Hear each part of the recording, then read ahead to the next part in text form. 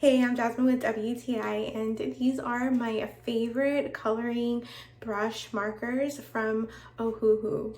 I love how these are dual tip brush pens, so you can use the fine tip for writing if you're journaling, or the thicker brush tip for coloring.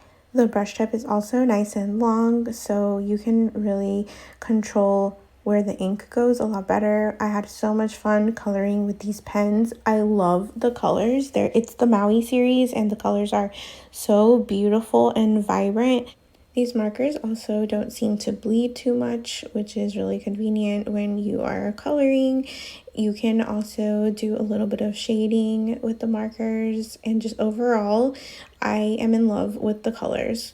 It comes with 60 different colors, so there is plenty of variety and colors to choose from for your next art piece. So if you're in the market for some brush markers, definitely check out Ohuhu. These are so great, not just for coloring, but also for journaling or for any other creative activity. I highly recommend them. They work so amazing, and that's my point of view.